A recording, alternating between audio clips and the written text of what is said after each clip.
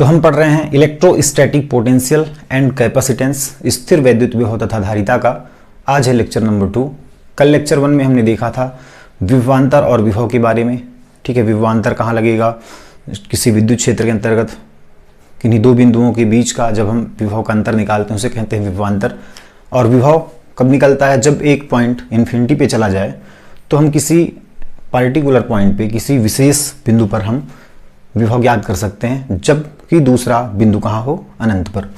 ठीक उसी से रिलेटेड है आज। विभव हमें ज्ञात करना है बिंदु आवेश के कारण किसी बिंदु पर विभव की हमें गणना करनी है। Potential at a point due to a point charge. ठीक है, बिंदु आवेश के कारण हमें विभव निकालना है किसी बिंदु पर। इसके लिए विभव निकालना है तो बिंदु आवेश ले लेंगे। माना किसी बिंदु O पर एक बिंदु आवेश धन Q स्थित है। इसके लिए क्या करेंगे? एक बिंदु आवेश ले लेंगे प्लस Q। ठीक है, जो कि किस बिंदु पर स्थित है? O बिंदु पर। O बिंदु पर कौन स्थित है? एक धन Q आवेश। अब जैसे ही हमने धन Q आवेश रखा तो धन Q आवेश क्या करेगा? अपने चारों ओर इलेक्ट्रिक फील्ड जनरेट करेगा। ठीक है, विद्युत क्षेत्र बनाएगा अपने चारों ओर। जैसे विद्युत क्षेत्र बनाएगा तो उस विद्युत क्षेत्र के अंतर्गत हमें विभव देखने को मिलेगा किसी भी पॉइंट पर। ठीक है, मान लेते हैं कि इसका फील्ड ऐसे है। ठीक, ऐसे इसका फील्ड है, इसका इलेक्ट्रिक फील्ड है धन Q आवेश का। तो इसके कारण इसके अंतर्गत हर बिंदु पर क्या होगा? विभव होगा। तो इससे r दूरी पर स्थित हमें कोई बिंदु दिया होगा P, उस पर विभव ज्ञात करना है। तो मान लेते हैं इस धन Q आवेश से r दूरी पर स्थित एक बिंदु P है। ठीक है, इससे r डिस्टेंस पे, स्मॉल r डिस्टेंस पे एक बिंदु P है जिस पर हमें विभव ज्ञात करना है। ठीक, बात समझ आई? कोई बिंदु आवेश है धन Q जो कि O बिंदु पर रखा हुआ है। अब ये धन Q आवेश अपने चारों ओर विद्युत क्षेत्र उत्पन्न करता है। तो जब विद्युत क्षेत्र जैसे उत्पन्न करता है तो उसके हर एक बिंदु पर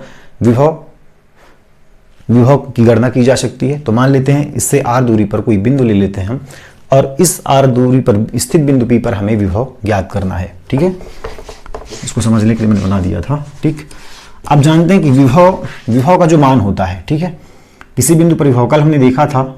ठीक है, बिंदु P पर विभव हमने क्या निकाला था कल? कार्य बटा परीक्षण आवेश।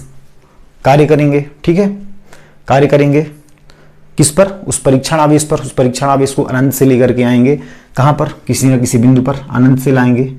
ठीक है, कहां ला रहे हैं? r दूरी पर ला रहे हैं। तो ये हमें वर्क करना पड़ेगा। ठीक है, बिंदु P पर यदि हमें विभव निकालना है तो हमें वर्क करना पड़ेगा। कहां से कहां तक? इन्फिनिटी से लेकर के r तक लाएंगे। किसको? परीक्षण आवेश को। ठीक, तो उस परीक्षण आवेश को इन्फिनिटी से r तक लाने में जितना कार्य करेंगे उसको भाग करा देंगे हम उस परीक्षण आवेश के मैग्नीट्यूड या परिमाण से, मतलब Q0 से हम उसका भाग करा देंगे तो हमें उस बिंदु P पर विभव निकल जाएगा। ठीक, तो हमें क्या कैलकुलेट करना है? यहाँ पे हमें ज्ञात करना है यहाँ पे कार्य। कैसा कार्य? अनंत से लेकर के r तक, अनंत से लाएंगे r तक, वो उस कार्य की हमें गणना करनी है और उसकी वैल्यू यहाँ पे रख देंगे तो हमें बिंदु P पर विभव निकल जाएगा। तो इसके लिए मान लेते हैं कि अब हमें इस बिंदु P पर विभव निकालना है। तो बिंदु P पर विभव निकालना है, हम जानते हैं किसी एक बिंदु का विभव तो होता नहीं।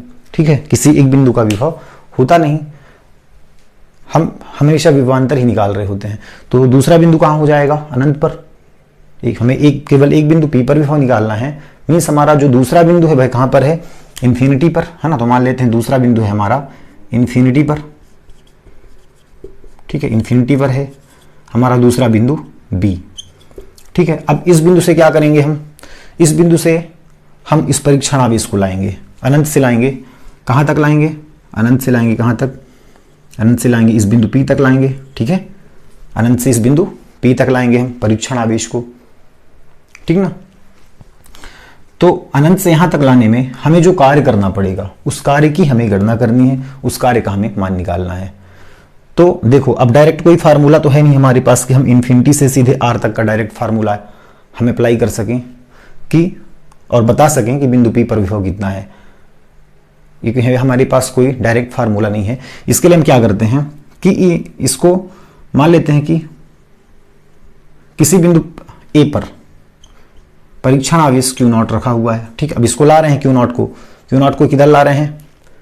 Q0 को किधर ला रहे हैं? इस विद्युत क्षेत्र के विपरीत ला रहे हैं। विद्युत क्षेत्र की दिशा इधर है, विद्युत क्षेत्र की तीव्रता या विद्युत बल की दिशा इधर है। और इस दिशा के विपरीत हम लाएंगे तभी तो हम कार्य करेंगे, ठीक है, तभी तो हमें कार्य करना पड़ेगा। जब इस क्षेत्र के विपरीत हम, इस क्षेत्र की तीव्रता के विपरीत हम इस परीक्षण आवेश को ले जाएंगे तभी तो हमें वर्क करना पड़ेगा। तो हम इस परीक्षण आवेश को इधर ले जाएंगे। मान लेते हैं बिंदु ए पर है परीक्षण आवेश किसी क्षण पर, जिसकी धन q आवेश से दूरी है x, ठीक है, ये हमने एज्यूम कर लिया, हमने माना कि मान लेते हैं कि परीक्षण आवेश Q0 बिंदु A पर स्थित है जिसकी धन q आवेश से दूरी है x। अब मान लेते हैं कि इसने अल्प विस्थापन, हमने देखा इसको अल्प विस्थापित किया हमने, मान लेते हैं कि ये अल्प विस्थापन होकर के परीक्षण आवेश Q0 A से कहाँ पहुंच गई, B पर। तो अल्प विस्थापन कितना होगा इसका अल्प विस्थापन होगा dx, ठीक है, चूंकि धन q आवेश से बिंदु A की दूरी x है जो कि लंबी दूरी है, तो छोटी दूरी को मतलब बहुत अल्प विस्थापन हुआ, तो अल्प विस्थापन को हम क्या लिखते हैं, d लिखते हैं, अल्प को d से रिप्रेजेंट करते हैं, तो अल्प विस्थापन हो गया d, ठीक है ना, ये हो गया अल्प विस्थापन dx, इसको हमने अल्प विस्थापित किया। अब देखो विद्युत क्षेत्र की दिशा कहें, E की दिशा कहें, या फिर स्थिर वैद्युत बल की दिशा कहें, या वैद्युत बल की दिशा कहें, मतलब इलेक्ट्रिक फोर्स की दिशा किधर है, इधर है, इलेक्ट्रिक फोर्स किधर लग रहा है, धन q आवेश से ऐसे जाएगा ना इलेक्ट्रिक फोर्स, ठीक है, विद्युत बल की दिशा इधर है, और डिस्प्लेसमेंट की दिशा किधर है, विस्थापन की दिशा, परीक्षण आवेश को हम इधर ले जा रहे हैं तो डिस्प्लेसमेंट की दिशा इधर है, यह है dx की दिशा, ये है इलेक्ट्रिक फील्ड की दिशा, ठीक है, विद्युत क्षेत्र की तीव्रता या वैद्युत बल की दिशा। तो वैद्युत बल की दिशा इधर, विस्थापन इधर, तो हमें कार्य करना पड़ेगा ना, क्योंकि इसको फोर्स लगाएगा, परीक्षण आवेश को इधर धक्का देगा, प्रतिकर्षित करेगा, और हमें इस प्रतिकर्षण बल के विरुद्ध हमें कार्य करना है। कहां से कहां तक, अनंत से लेकर के इस बिंदु P तक, तभी तो हमें कार्य निकलेगा, ठीक है। तो अब बताओ हमें कार्य करना पड़ेगा ना, ठीक है, A से B तक लाएं या फिर अनंत से R तक लाएं, तो अभी अनंत से R तक नहीं लाएंगे, अनंत से R तक की वैल्यू जो हम ज्ञात करेंगे, अनंत से R तक का जो कार्य का मान हम ज्ञात करेंगे, उसके लिए एक जुगाड़ है कि हम पहले अल्प विस्थापन देख लेते हैं। जब अल्प विस्थापन हमें मिल जाएगा, ठीक है, तो अल्प कार्य मिल जाएगा, अल्प कार्य मिल जाएगा तो छोटे छोटे कार्य को हम जोड़ देंगे, तो हम अनंत से लेकर के P तक का मान निकाल सकते हैं कार्य का। तो इसके लिए हम क्या करते हैं कि परीक्षण आवेश Q0 को, ठीक है, या Q0 को कहां से कहां ले जा रहे हैं, Q0 को A से B तक, ठीक है, कैसा विस्थापन है, अल्प विस्थापन है, तो अल्प विस्थापन लिख दो, A से B तक अल्प विस्थापित, ठीक है, अल्प विस्थापित कर रहे हैं Q0 को A से B तक अल्प विस्थापित करने में, अल्प विस्थापित करेंगे तो क्या करना पड़ेगा, हमें कार्य करना पड़ेगा ना, अल्प विस्थापित कर रहे हैं तो हमें कार्य करना पड़ेगा, क्योंकि परीक्षण आवेश को धक्का लग रहा है इस डायरेक्शन में और हम इसको ले जा रहे इस डायरेक्शन में रहे, अपोजिट डायरेक्शन में, तो हमें कार्य करना पड़ेगा। तो Q0 को A से A तक अल्प विस्थापित करने में किया गया कार्य, ठीक है, कार्य कैसा होगा, अब देखो विस्थापन अल्प है तो कार्य भी अल्प होगा, अल्प विस्थापन छोटा सा विस्थापन है तो कार्य भी छोटा सा होगा, तो अल्प विस्थापन कितना हो जाएगा, dw, ठीक है, किया गया कार्य, छोटा सा कार्य dw, कार्य बराबर बल गुणा विस्थापन, ठीक है, तो बल कितना है, बल कितना लग रहा है, ये कूलाम्बिक बल लग रहा है ना, कूलाम्स फोर्स लग रहा है।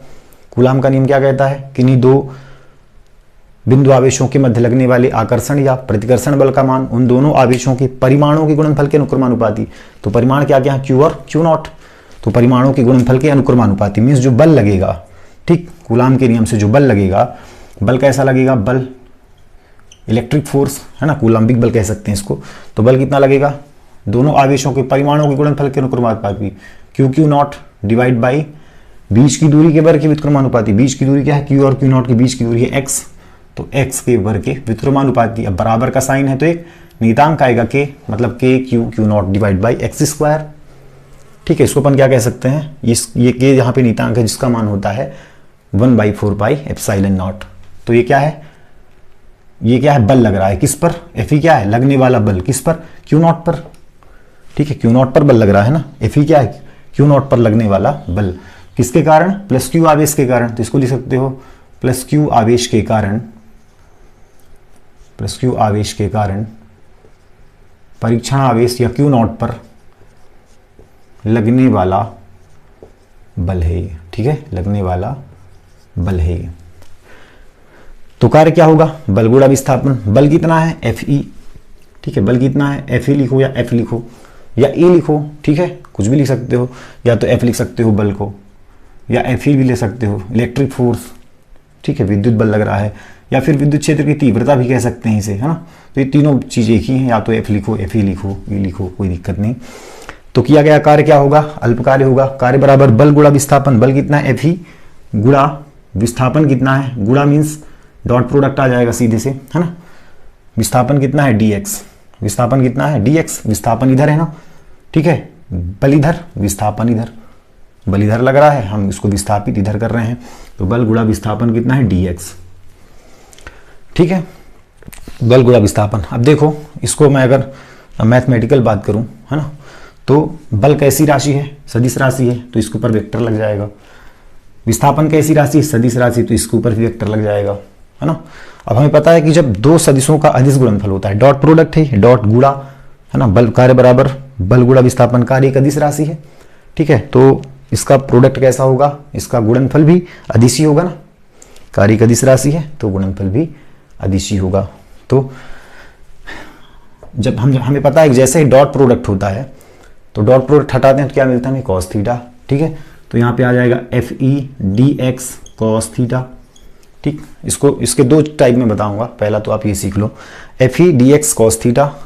अब यहाँ पे थीटा की वैल्यू हमें रखनी पड़ेगी। थीटा क्या है, कोण है, किसके बीच का, इस बल और विस्थापन के बीच का कोण है। थीटा किसके बीच का कोण है, एफ ई और डी एक्स के बीच का कोण।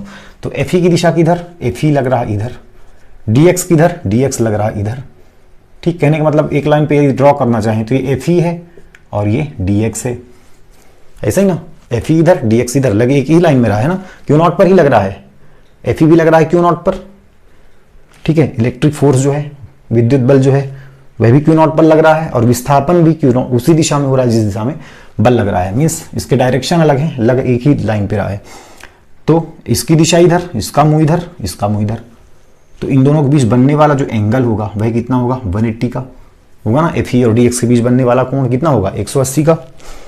तो यहाँ पे मान रख दो, तो ये हो जाएगा F E D X cos 180, है ना, और कॉस 180 की वैल्यू होती है -1, याद रखना, कॉस 180 डिग्री का मान कितना होता है, -1। इसको मिटा देते हैं, ठीक, कॉस 180 का मान -1, तो यहाँ पे मान रख दो, तो आ जाएगा F E D X cos 180 की जगह पे -1, मतलब ये -1 माइनस आगे आ जाएगा, तो डी डब्ल्यू कितना निकल गया, डी डब्ल्यू निकल गया क्या, -FE/dx, ठीक है, -FE/dx। ये क्या निकल गया, अल्प कार्य, ठीक है, तो माइनस का साइन आ गया। पहली बात, कार्य का अदिश राशि है, इसका डॉट प्रोडक्ट करवाएंगे, cos थीटा आएगा, थीटा की वैल्यू 180, क्योंकि इन दोनों की दिशाएं अलग अलग हैं, ठीक है, 180, तो इसकी वैल्यू -1, cos 180 की -1 मीन्स माइनस आगे आ जाएगा, तो किया गया कार्य -FE/dx, ठीक। ये तो हो गया मैथमेटिकल फॉर्म पे हो गया। और यदि इसको हम डायरेक्ट करना चाहें तो यहाँ पे डायरेक्ट, जैसे FE/dx हमने लिखा तो वेक्टर ना लगाते और डायरेक्ट हम यहाँ पे माइनस लिख देते और बता देते, क्या लिख देते, यहाँ पे सीधे अपन माइनस लिख देते, कहने का मतलब ये सीधे ही आ जाता है इसके बाद, है ना, और माइनस लिख करके बता देते कि विद्युत क्षेत्र की जो तीव्रता है उसकी दिशा और विस्थापन की दिशा, दोनों की दिशाएं क्या है, अलग अलग हैं, ठीक। ये विद्युत क्षेत्र की तीव्रता की दिशा इधर, विस्थापन की दिशा इधर, तो ये दोनों दिशाएं अलग अलग हैं, इनकी दिशाएं अलग अलग हैं, विद्युत क्षेत्र की तीव्रता तथा विस्थापन की दिशाएं अलग अलग हैं, अतः इनके बीच ऋण चिन्ह आएगा, या ऋण चिन्ह यह बताता है कि विस्थापन और विद्युत बल की दिशा अलग अलग है, ठीक है, बात समझ आई ना। तो चाहो तो ये कर लो, और या तो चाहो तो इन तीनों स्टेप्स को हटा दो, इसमें वेक्टर हटा दो, डायरेक्ट यहाँ पे ले आओ माइनस का साइन, ठीक है, बात समझ आ रही ना। हाँ, अब देखो, अब ये क्या है, किया गया कार्य, किसके द्वारा किया गया कार्य, हमारे द्वारा किया गया कार्य, ठीक है, हमारे द्वारा किया गया अल्प कार्य। इस परीक्षण आवेश को A से B तक ले जाने में, अल्प दूरी विस्थापित करने में हमारे द्वारा किया गया कार्य, ठीक। तो ये तो अल्प कार्य निकल गया। अब हमें निकालना क्या है, हमें निकालना है अनंत से लेकर के R तक का कार्य, इन्फिनिटी से लेकर के जाना उस परीक्षण आवेश Q0 को कहाँ तक, बिंदु P तक मीन्स R दूरी तक लेके जाना है, इन्फिनिटी दूरी से ले जाना है R दूरी तक। तो अब हमें क्या करना पड़ेगा, टोटल वर्क डन करना पड़ेगा ना, कि कुल कार्य कितना है। तो कुल कार्य के लिए क्या कर देंगे अपन, कुल कार्य के लिए अल्प कार्य का समाकलन कर देते हैं, ठीक है। यदि हमें कुल कार्य निकालना है, टोटल वर्क मीन्स कुल कार्य, या ये लिख दो कि क्यू नॉट को इन्फिनिटी से आर तक लाने में किया गया कार्य, आर तक लाने में किया गया कार्य, इन्फिनिटी से आर तक लाएंगे तो अब टोटल कार्य निकल जाएगा ना, अब टोटल वर्क डन हो जाएगा, हमें बिंदु P पर विभव निकल जाएगा यदि हम इसमें इसका मान रख देंगे तो क्यू नॉट को इन्फिनिटी से आर तक लाने में किया गया कार्य। कार्य के लिए क्या करते हैं, जो अल्प कार्य होता है उसका हम कर देते हैं इंटीग्रेशन, समाकलन, ठीक है। समाकलन क्यों करते हैं, क्योंकि समाकलन होता है योग, समाकलन का मीन्स होता है जोड़ना।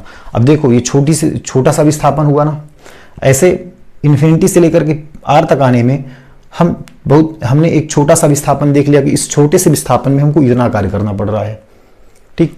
तो ये छोटा सा विस्थापन होगा, फिर इसके बाद छोटा सा विस्थापन होगा, फिर छोटा सा विस्थापन होगा, मतलब बहुत सारे dx मिलेंगे ना, बहुत सारे dx मिल जाएंगे, ऐसे dx यहाँ तक पहुँचते पहुँचते लगभग इन्फानाइट स्टेप्स में हमको dx मिलेंगे, ठीक है। बहुत dx हमको मिलेंगे, तो इन सभी dx को हम ऐड कर रहे हैं कहने का मतलब, ठीक है ना। इन छोटे छोटे विस्थापनों को ये छोटे छोटे विस्थापन में जो हम कार्य कर रहे हैं, यहाँ dw हमने किया, यहाँ भी dw करेंगे, यहाँ भी dw करेंगे, यहाँ भी, हर जगह हमको dw करना पड़ेगा। तो हम क्या कर रहे हैं, dw plus dw plus dw plus dw कर रहे हैं कहने का मतलब, ठीक है। तो समाकलन कर रहे हैं मीन्स हम छोटे छोटे dw को ऐड कर रहे हैं, ठीक। तो हम बार बार इसको जोड़ न करके जो जोड़ का जो संक्षिप्त फार्मूला आया वो आ गया समाकलन, है ना। वो हमको योग ही बताता है कि इन्फिनिटी से आर तक हमको कितना कार्य करना पड़ेगा, बात समझ रहे हो ना। जैसे हमने छोटा सा कार्य किया अल्प विस्थापन dx में, छोटा सा कार्य हमने किया dw, ऐसे ही बहुत सारे स्टेप हमको लेने पड़ेंगे, बहुत सारे dx होंगे, जब बहुत सारे dx होंगे तो बहुत सारे dw होंगे, तो जब बहुत सारे dw हो जाएंगे तो उन सभी dw का इंटीग्रेशन कर देंगे तो हमको मिल जाएगा w, ठीक है। तो हमको इसका क्या कर देंगे, इंटीग्रेशन मीन समाकलन, तो dw का हमने कर दिया समाकलन, इधर भी मान रख दो, ये माइनस का साइन, माइनस बाहर रख लो, fe dx, ठीक। तो ये क्या होगा, ये समाकलन dw मीन्स w, ठीक है। समाकलन dw मीन्स dw मीन्स अल्प कार्य, समाकलन dw मीन्स किया गया कुल कार्य, कुल कार्य को हम क्या लिखते हैं w equal minus integration fe कितना है, fe का मान देख लो, fe क्या है, बल किस पर, क्यू नॉट पर लगने वाला बल, किसके कारण, प्लस क्यू आवेश के कारण क्यू नॉट पर लगने वाला बल, जो कि कूलॉम्बिक बल है, कूलॉम्बिक फोर्स है ना। तो fe कितना है, fe का मान रख दो k Q not divide by x square into dx, है ना। dx क्या विस्थापन ही है। अब देखो कहाँ से कहाँ तक ले जा रहे हैं हम, कार्य कहाँ से कहाँ तक कर रहे हैं, इन्फिनिटी से लेकर के आर तक, कहाँ से कहाँ ले जा रहे हैं, कहाँ से कहाँ ले जा रहे हैं परीक्षण आवेश को, इन्फिनिटी से पॉइंट P तक मीन्स r डिस्टेंस तक। तो डिस्टेंस क्या है, इन्फिनिटी से लेकर के r का डिस्टेंस है। तो नीचे क्या लिखेंगे, कहाँ से कहाँ ले जा रहे हैं, जहाँ से ले जा रहे हैं उसको नीचे लिखेंगे, कहाँ से ले जा रहे हैं, इन्फिनिटी से, कहाँ ले जा रहे हैं, r तक, है ना।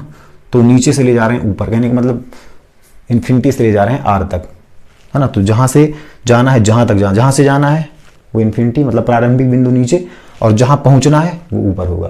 तो इन्फिनिटी से r w की वैल्यू, ठीक। अब देखो जो भी कांस्टेंट होगा वो बाहर हो जाएगा, जो भी नीतांक होंगे वो बाहर हो जाएंगे। तो नीतांक कौन कौन से हैं, दिमाग लगाओ।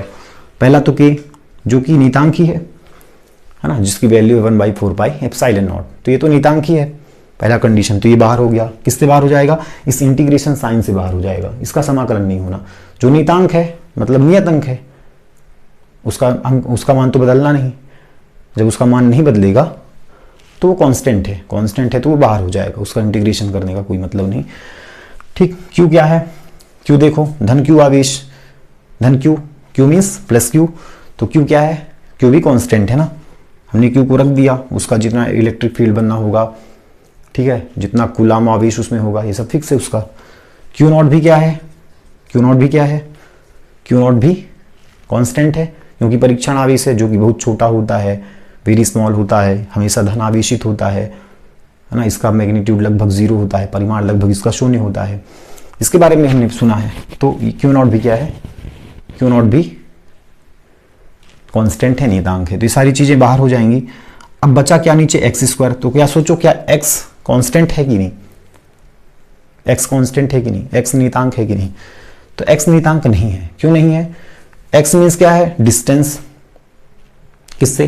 धन क्यू आवेश से बिंदु ए का डिस्टेंस है एक्स। ठीक, अब ये एक्स देखो, ये एक्स वेरी कर रहा है, एक्स बदल रहा है। कैसे बदल रहा है देख लो, जरा समझना इसको।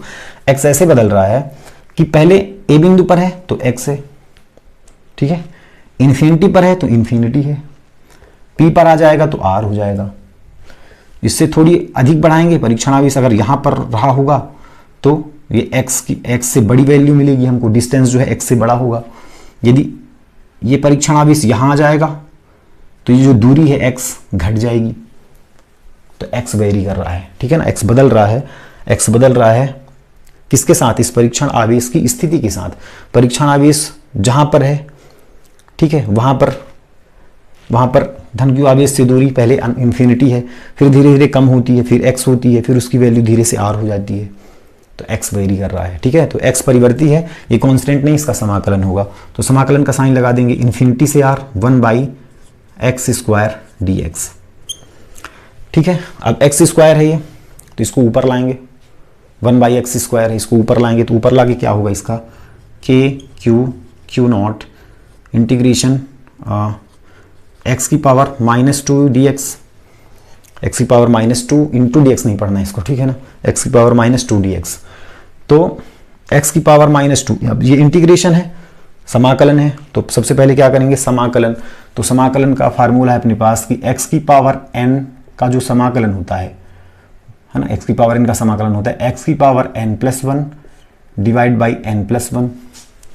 तो यहाँ पर n की प्लेस पे क्या है, -2, तो इसको हल कर लो। तो यहाँ पे मैं ख्याल किए देता हूँ, ये हो जाएगा n की जगह पे -2, है ना, क्योंकि इसका फार्मूला ये बना, तो इस फार्मूले पे सेट होगा ये, n की जगह पे -2 + 1 डिवाइड बाई n की प्लेस पे -2 + 1।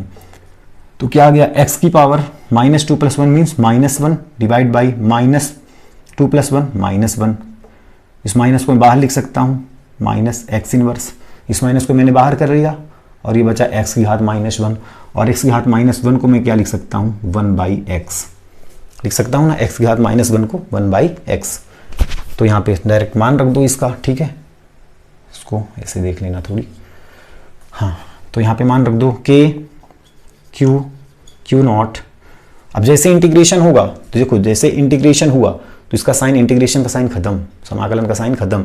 जैसे ही हमने x की पावर n का समाकलन किया ना, x की पावर n+1/n+1, तो यहाँ पे समाकलन का चिन्ह हट जाएगा। तो हमने मतलब इसका समाकलन कर दिया, इसकी समाकल वैल्यू कितनी आई हमको, इसकी समाकल वैल्यू आई, और इसका माइनस साइन तो है ना बाहर, इसको माइनस को लेते चलो, ये माइनस, ठीक, हाँ। इसकी जो वैल्यू आई हमको क्या आई, -1/x, ठीक है, x की पावर -2 का समाकलन क्या मिला हमको, x की पावर -2 का समाकलन हमको मिला -1/x, हमने यहाँ पे रख दी।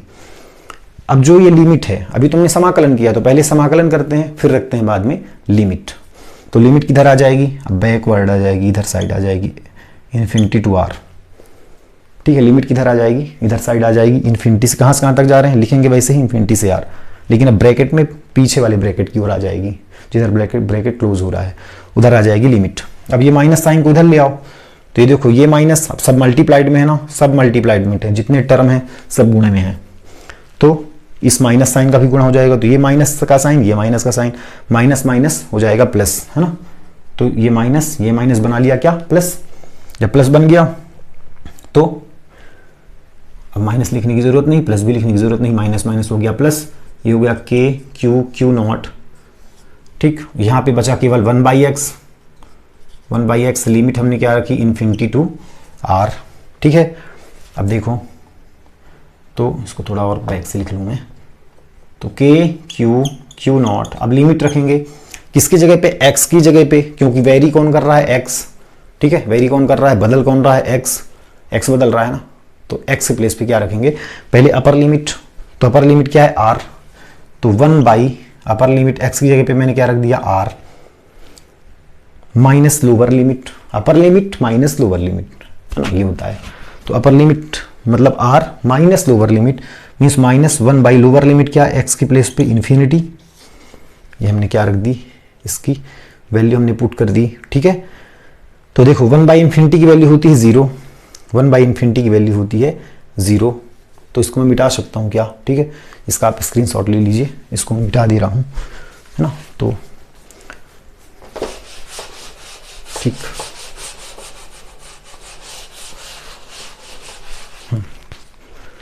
तो 1 बाई इन्फिनिटी की वैल्यू होती है 0, तो इसकी वैल्यू निकल के आ गई क्यू नॉट, है ना, इंटू 1